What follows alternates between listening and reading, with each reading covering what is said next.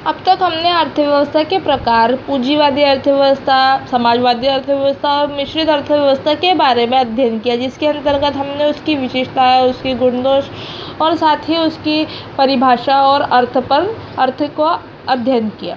अब हम इसके अंतर्गत अर्थव्यवस्था में किस प्रकार की केंद्रीय समस्याएं उत्पन्न होती है, किस प्रकार से इन तीनों अर्थव्यवस्थाओं को चलाते हुए केंद्रीय समस्याएं, जो समस्याएं उत्पन्न होती है उसकी ओर ध्यान देंगे, जिसके अंतर्गत है एक अर्थव्यवस्था चाहे विकसित हो या अल्प विकसित, पूंजीवादी हो या समाजवादी, उसे कुछ आधारभूत कार्य करने होते हैं।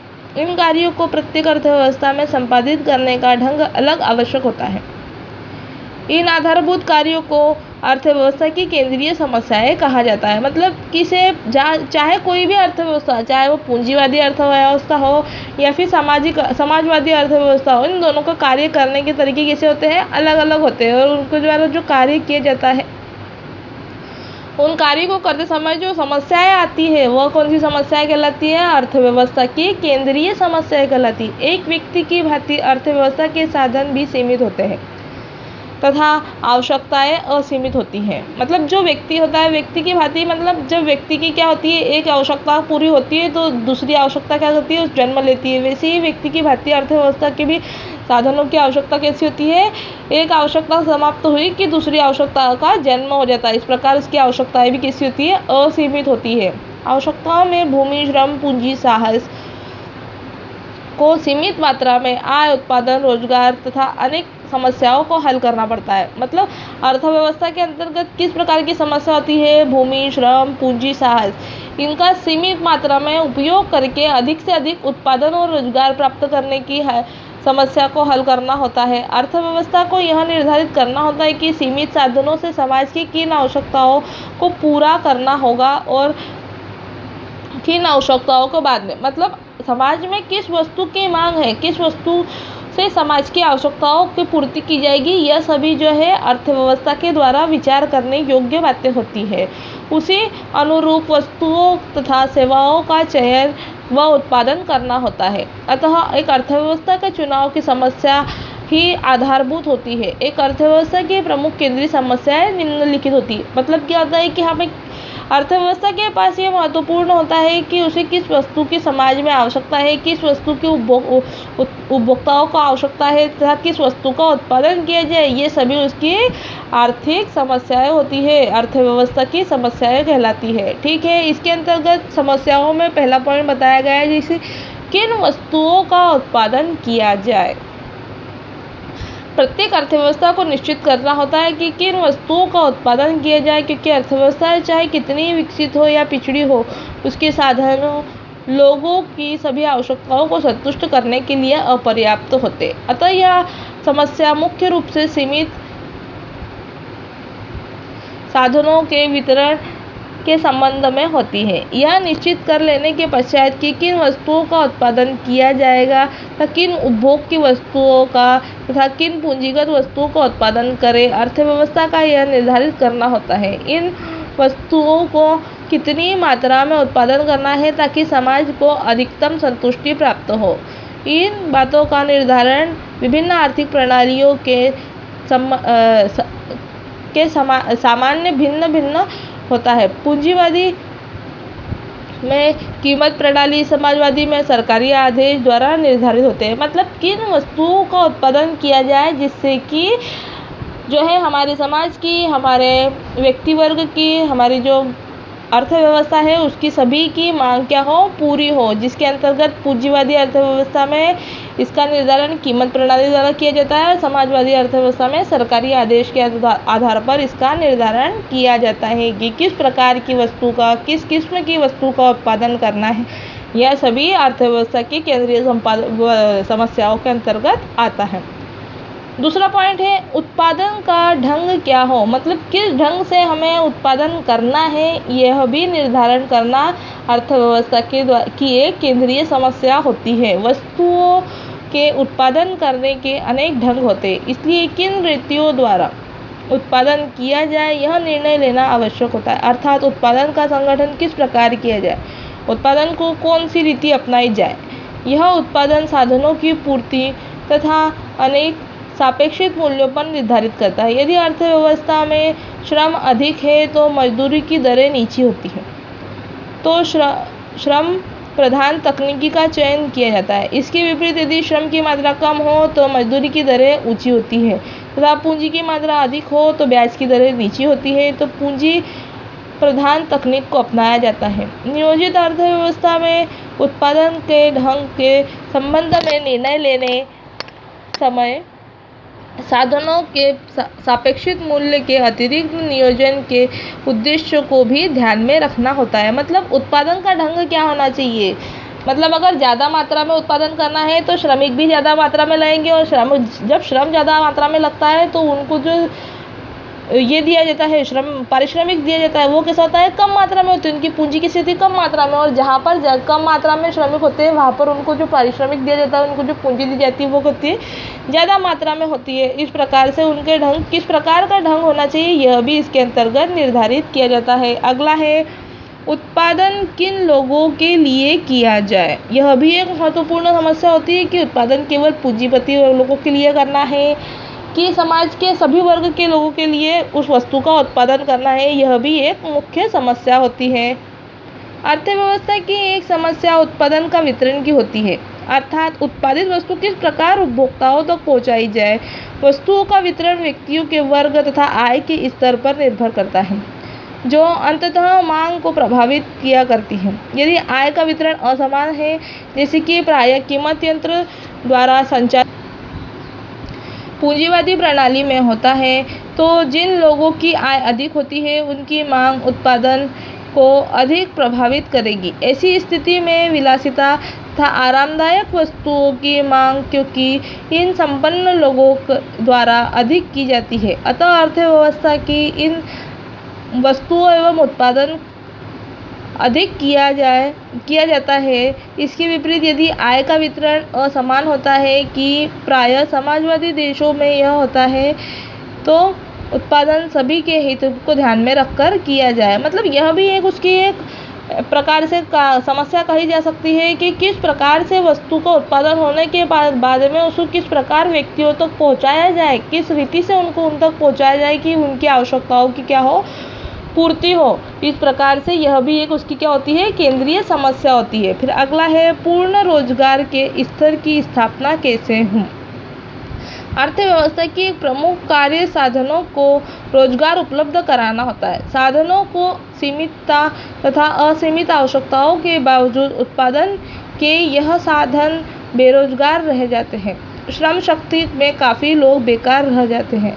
मशीनों की क्षमता होने के बावजूद उनका पूर्ण उपयोग नहीं किया जाता है। वास्तव में आर्थिक प्रणाली में इस प्रकार के साधनों का बेरोजगार रहना एक असंगत स्थिति है। अतः अर्थव्यवस्था कैसी भी हो उसके संपूर्ण रोजगार का स्तर प्राप्त करना एक अनिवार्यता होती है। मतलब पूर्ण रोजगार किस प्रकार से प्राप्त हो, किस प्रकार से हम पूर्ण रोजगार दे सके, इसका भी नियमन करना एक प्रकार से, मतलब हम इसमें ये इस प्रकार से भी कह सकते हैं कि जो अर्थव्यवस्था में क्या होता है कि जो रोजगार है, रोजगार की आवश्यकताएं, मतलब व्यक्ति की आवश्यकताएं कैसी होती है, असीमित होती है, और उनको पूर्ण करना क्या होता है, असंभव होता है। तो इस प्रकार से मतलब ये मशीनों की जो है क्षमता होने के बावजूद भी लोगों द्वारा कार्य नहीं करवाना, लोगों द्वारा कार्य नहीं कर सकना, ये भी एक पूर्ण रोजगार की स्तर की स्थापना करने के संबंधी केंद्रीय समस्या होती है। अगला है संसाधनों का उपयोग और उत्पादन के वितरण में कुशलता कैसे प्राप्त हो। साधनों के पूर्ण उपयोग के साथ साथ यह भी आवश्यक है कि उसका प्रयोग कुशलतम ढंग से हो। साधनों के कुशलतम प्रयोग की समस्या प्रत्येक अर्थव्यवस्था के समक्ष आती है। मतलब साधन मतलब जिससे हम वस्तु का क्या करते हैं, निर्माण करते हैं, उन कच्चे साधनों का उपयोग कैसा होना चाहिए, कुशलतम ढंग से होना चाहिए। उनको कम से कम उस वस्तु का, उस संसाधनों का उपयोग कर से अधिक क्या करना चाहिए, उत्पादन होना चाहिए। मतलब ऐसा नहीं है कि अधिक से अधिक मतलब किसी प्रकार का उत्पादन करना चाहिए, अच्छे से अच्छे तरीके से उन वस्तुओं का उपयोग करके जिससे कि व्यक्ति के किसी प्रकार से हानि न हो, इस प्रकार से उत्पादन करना चाहिए और साथ ही उनका वितरण भी कुशलता से सभी वर्गों को ध्यान में रखते हुए करना चाहिए।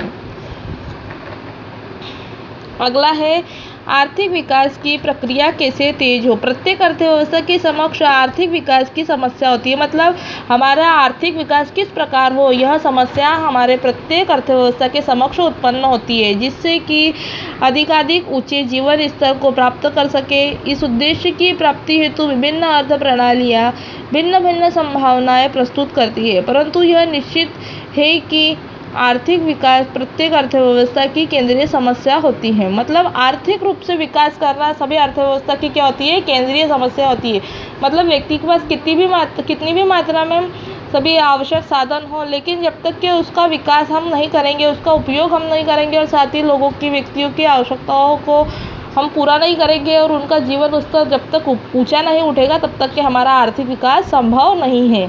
यह हुई हमारे आर्थिक विकास की कुछ केंद्रीय समस्याएं। अब इन केंद्रीय समस्याओं को किस प्रकार हम अलग अलग अर्थव्यवस्थाओं द्वारा अलग अलग रूप से क्या कर सकते हैं, हल कर सकते हैं, हम इसके बारे में हम अध्ययन करेंगे। आइए हम विभिन्न अर्थव्यवस्थाओं की केंद्रीय समस्याओं को किस प्रकार हल करना है, इसके बारे में हम पढ़ेंगे। प्रत्येक अर्थव्यवस्था को कुशलतापूर्वक अपनी केंद्रीय समस्याओं को हल करने के लिए कुछ संस्थाओं की स्थापना करनी पड़ती है। इन संस्थाओं के समूहों को आर्थिक संगठन कहते हैं। क्या कहते हैं? जो व्यवसाय द्वारा अर्थव्यवस्था द्वारा अलग अलग केंद्रीय समस्याओं को हल करने के लिए जो संस्थाओं की स्थापना की जाती है, उन्हें हम आर्थिक संगठन कहते हैं। ऐतिहासिक क्रम में आर्थिक संगठन का विकास क्रमशः आदिम समाज, दास प्रथा, सामंतवाद, पूंजीवाद, समाजवाद तथा मिश्रित अर्थव्यवस्था की अवस्था में हुआ था। वर्तमान में पूंजीवाद, समाजवाद तथा मिश्रित अर्थव्यवस्था प्रचलित है। मतलब पहले जो अर्थव्यवस्थाएं थी वह आदिम समाज, दास प्रथा, सामंतवाद, ये अर्थव्यवस्था और साथ में हमारी पूंजीवाद, समाजवाद और मिश्रित अर्थव्यवस्थाएं मिलकर थी। और आज वर्तमान में केवल पूंजीवाद, समाजवाद और मिश्रित अर्थव्यवस्था ही प्रचलित है।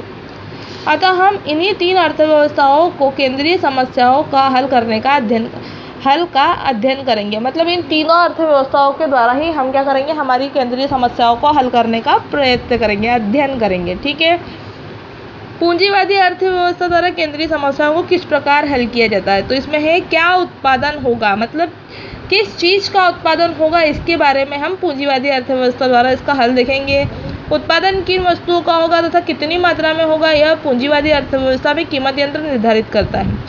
इस अर्थव्यवस्था में अनेक प्रभावशाली उत्पादक होते हैं जिनका उद्देश्य अपने लाभ को अधिकतम करना होता है। मतलब क्या होता है, पूंजीवादी अर्थव्यवस्था में क्या होता है कि किस वस्तु का उत्पादन करना है, उत्पादन क्या होगा, इसका निर्धारण कीमत यंत्र को, मतलब कीमत को ध्यान में रखते हुए किया जाता है। और साथ ही इसका उत्पादन जब किया जाता है तब किसको ध्यान में रखा जाता है कि हमारा उद्देश्य क्या है, अधिक से अधिक लाभ प्राप्त करना है, हमें किस वस्तु का उत्पादन करने पर लाभ ज़्यादा मात्रा में प्राप्त होगा, इस प्रकार उस वस्तु का निर्धारण किया जाता है। जिन वस्तुओं का उपभोक्ता अधिक मांग करते हैं, उन वस्तुओं को उत्पादन हेतु जो उत्पादक आपस में प्रतियोगिता करते हैं, मांग अधिक होने के कारण इन वस्तुओं की कीमत ऊंची होती है तथा उत्पादकों को अधिक लाभ प्राप्त होता है। मतलब जिस वस्तु की बाजार में मांग होती है, उस वस्तु का ही क्या किया जाता है, उत्पादन इसके अंतर्गत किया जाता है। और साथ ही में जब उसका उत्पादन ज़्यादा मात्रा में होता है, जिस वस्तु की मांग ज़्यादा होती है, उस वस्तु का मूल्य भी क्या होता है, अधिक होता है, जिससे कि व्यक्ति को, उस उत्पादक को क्या होता है, लाभ ज़्यादा मात्रा में होता है। इसके विपरीत जिन वस्तुओं की मांग में कमी होती है, उनकी कीमत कम होने के कारण लाभ कम होता है, अतः उत्पादक इन वस्तुओं का उत्पादन कम करते हैं। और जिनकी कीमत क्या होती है, कम होती है, उनका उत्पादन भी कैसा किया जाता है, कम होता है, क्योंकि उनका उत्पादन अगर कम मात्रा में करेंगे तभी उनको क्या होगा, ज़्यादा कम मात्रा में लाभ नहीं प्राप्त होता है, उसमें क्या होती है, उत्पादन, इसलिए उनका उत्पादन क्या किया जाता है, कम किया जाता है। इस प्रकार पूंजीवाद में उपभोक्ताओं इस बात का निर्धारण करते हैं कि किन वस्तु का उत्पादन कितनी मात्रा में उत्पादन होगा, कीमत स्तर में रुचि, आवश्यकताओं व पसंदीगी के अनुसार पसंदीगी के क्रम में व्यक्त करती है। मतलब उसका उत्पादन, जैसा किसी वस्तु का अगर बाजार में मांग कम होती है तो उसका उत्पादन कैसा है, कम करना है, और जिसका बाजार में मांग होती है उसका उत्पादन अधिक मात्रा में करना है। यह पहली पूंजीवादी अर्थव्यवस्था की केंद्रीय समस्या को हल किया गया है। दूसरा है उत्पादन कैसे किया जाए। मतलब उत्पादन किन किन साधनों से मिलकर किया जाए, यह भी एक उसकी दूसरी समस्या का हल है। पूंजीवादी अर्थव्यवस्था में प्रत्येक उत्पादक अपने लाभ को अधिकतम करने की भावना से प्रेरित होता है। अधिकतम लाभ तभी संभव है जबकि साधनों के बीच आदर्श संयोग स्थापित करके उत्पादन न्यूनतम लागत पर किया जाए। मतलब कम से कम लागत पर क्या किया जाए, अधिक से अधिक उत्पादन किया जाए। इस उद्देश्य से उत्पाद महंगे साधनों के स्थान पर सस्ते साधनों को प्रतिस्थापित करेगा। यदि श्रम पूंजी की तुलना में अधिक सस्ता है तो श्रम प्रधान तकनीकी का चुनाव किया जाएगा, और यदि ऐसा नहीं है अर्थात पूंजी श्रम की तुलना में सस्ती है तो पूंजी साधन का चुनाव किया जाएगा। मतलब जिस श्रम और पूंजी में जो सस्ता होगा उसका ज़्यादा मात्रा में प्रयोग करके उस तकनीकी का चुनाव करके उसको अपनाया जाएगा और उससे उत्पादन करना संभव हो पाएगा। इस प्रकार कीमत यंत्र की इस बात का निर्धारण करता है कि वस्तुओं व सेवाओं के उत्पादन के लिए किन साधनों का अधिक प्रयोग किया जाए। मतलब वस्तु और सेवाओं को किस प्रकार से उत्पादित किया जाए, इसमें भी उत्पादन ध्यान में रखा जाता है। मतलब एक प्रकार से यह भी क्या हुआ, हमारी समस्या का हल ही हुआ कि किस प्रकार से कैसे हमें वस्तुओं का उत्पादन करना है, कि जिस वस्तु में अगर श्रम और पूंजी में अगर पूंजी की तुलना अधिक कम है तो उसको श्रम प्रधान रूप से, और अगर पूंजी कम है तो उसको पूंजी प्रधान रूप से उसको कार्य करवाना है। अब इसकी अगली है उत्पादन किसके लिए किया जाएगा। यह भी उसकी एक महत्वपूर्ण हम समस्या कह सकते हैं कि उत्पादन किसके लिए किया जाना है।